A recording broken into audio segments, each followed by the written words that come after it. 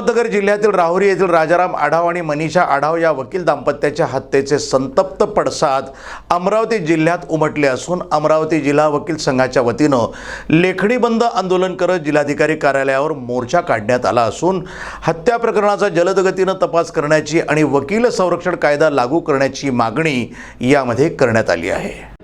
मी advocate Shirish Jakhar, Amravati जिल्हा वकील संघाचा अध्यक्ष। दिनांक 25 जानेवारी 2024ला ॲडव्होकेट राजाराम आढाव आणि ॲडव्होकेट मनीषा आढाव यांची जी निर्घृण हत्या करण्यात आलेली आहे, त्या अनुषंगाने पुन्हा एक प्रश्न आपल्यासमोर ऐरणीवर आलेला आहे, तो म्हणजे वकिलांच्या सुरक्षिततेचा। वकील जेव्हा काम करत असतो न्यायालयामध्ये, त्याला एका पक्षाची बाजू मांडावी लागत असते। त्यावेळेस निश्चितच दुसरा पक्ष जो आहे तो वकिलाला आपला दुश्मन समजायला लागतो। अशा परिस्थितीमध्ये जर राहुरीला झालेल्या हल्ल्याप्रमाणे हल्ले आणि त्याप्रमाणे हत्या जर होत असेल वकिलांची, तर वकिलांना काम करताना असुरक्षितता निर्माण होते आहे। त्यामुळे बऱ्याच वर्षापासून सरकारकडे एक प्रलंबित बिल आहे, ते ॲडव्होकेट प्रोटेक्शन ॲक्टचे, ते लवकरात लवकर सरकारने लागू करणं आवश्यक आहे।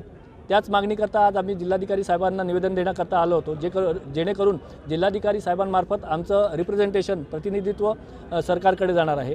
तसेच मी आपल्या वतीने सुद्धा सरकारला आव्हान करतो की जे बिल बरेच वर्षापासून पेंडिंग आहे ते बिल त्वरित लागू करावे, कारण की वकिलांवर होणारे हल्ले पाहता या हल्ल्याचा निषेध म्हणून एखाद्या वेळेस अघटित घटना घडण्याची शक्यता नाकारता येत नाही। जी घटना राहुरीमध्ये घडलेली आहे त्याचप्रमाणे इतरही घटना घडण्याची शक्यता नाकारता येत नाही। मध्यंतरी अमरावतीमध्येही सुद्धा आमच्या एका वकील भगिनींना पत्र पाठवून धमक्या देण्याचे प्रकार घडलेले होते।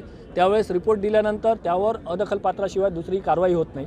अशा परिस्थितीमध्ये ज्याप्रमाणे मेडिकल प्रोटेक्शन ॲक्ट डॉक्टर लोकांना लागू झालेला आहे, त्याचप्रमाणे ॲडव्होकेट प्रोटेक्शन ॲक्ट लागू होणं आवश्यक आहे।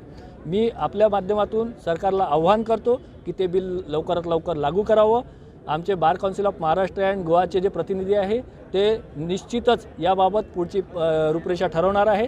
अन्यथा असे जर हल्ले होत राहतील तर वकिलांना पुन्हा एकदा रस्त्यावर येऊन एखादं आंदोलन उभं करावं लागेल आणि त्यासाठी आम्ही नेहमीच सक्षम राहू।